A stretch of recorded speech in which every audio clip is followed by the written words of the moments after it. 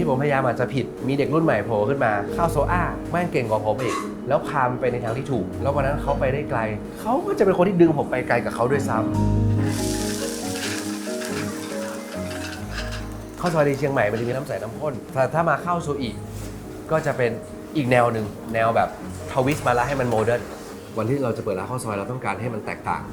เราต้องการให้มันมีคุณค่ามากขึ้นคนญี่ปุ่นนะเขาผลักดันให้อาหารเขามันไประดับโลกได้หมดเลยไม่ว่าจะเป็นราเมงใช่ไหมครับเทมปุระตลาดใหม่ไม่ค่อยกินข้าวซอยอ่ะส่วนมากกินแต่ตลาดเก่าคิดกันกับแฟนว่าจะทำยังไงดีว่าทำให้ตลาดใหม่ก็คือกลุ่มวัยรุ่นหรือกลุ่มนิชเนี่ยเขาอยากกินข้าวซอยก็คิดว่ามันต้องเป็นเส้นสดละข้อที่2คือจะทำยังไงให้ข้าวซอยขายได้แพงๆเหมือนราเมงก็คงต้องเป็นเส้นสดอีกละ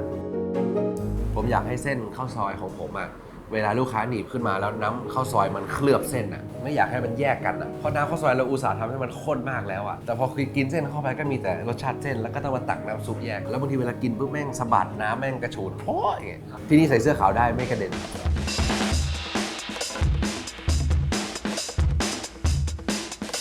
ก็ผมคิดว่าผมอยากจะทำให้ร้านข้าวซอยผมประสบความสำเร็จในมุมเดียวกันกับที่ราเมงทำได้เพื่อให้วันหนึ่งเมนูข้าวซอยของเชียงใหม่มันไปได้ทั่วโลกทุกจังหวัดผมอยากให้วันหนึ่งที่ออสเตรเลียหรือที่ไหนก็ตามอ่ะที่คนทำงานเขาคุยกันว่าเฮ้ยเราไปกินอะไรกันดีเหมือนเป็นน้องบอกไม่มีอะไรไปกินข้าวซอยNorthern Thailand เชียงใหม่ Yellow Curry Chicken Noodle โอ้โหสนุกมากเลยเวลาอธิบายพวกแมงทีโอ้ยังไม่เข้าใจใช่ไหมเดี๋ยวกูอธิบายเพิ่มให้คือเราก็อยากให้เขาเข้าใจแล้วมันอร่อยนะมันเป็นเมนูที่อร่อยผมเชื่อว่าชาวต่างชาติกินก็ว่าอร่อยเพียงแต่เขายังไม่รู้จักที่ผ่านมามันเป็นเมนูที่ดูชีพอ่ะจริงๆแล้วพอผมมาทำจริงๆก็โอ้โหแม่งผมบอกเลยถ้าวันหนึ่งอ่ะข้าวซอยไปถึงจุดนั้นอ่ะก็ไม่ได้มีแต่คนไทยที่ทำข้าวซอยแล้วทุกวันนี้ร้านราเมงในเมืองไทยคนญี่ปุ่นทำหรอก็คนไทยทำก็ทำอร่อยวันหนึ่งอาจจะเป็นคนที่ญี่ปุ่นนั่นแหละเปิดร้านข้าวซอยซะเองก็ได้ตั้งชื่ออะไรก็ไม่รู้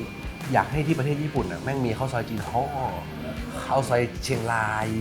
ข้าวซอยอิสลามอาหารไทยเปิดที่นู่นอาจจะต้องแบบเป็นตะโกนบ้างก็ได้นะสวัสดีอิสลามพ่ออะไรคือผมอยากจะผลักดันเมนูร้านนาของเราที่เรียกว่าข้าวซอยเนี่ยไปให้ไกลที่สุดเท่าที่จะไกลได้ไม่ใช่แค่ในประเทศไทยผมไม่รู้หรอกในจวบจนผมหมดแรงเนี่ยมันจะไปได้ไกลขนาดไหนเชียงใหม่เนี่ยแม่งมีข้าวซอยแม่งแบบผมว่าแม่งต้องมีเกิน100ช็อปนะ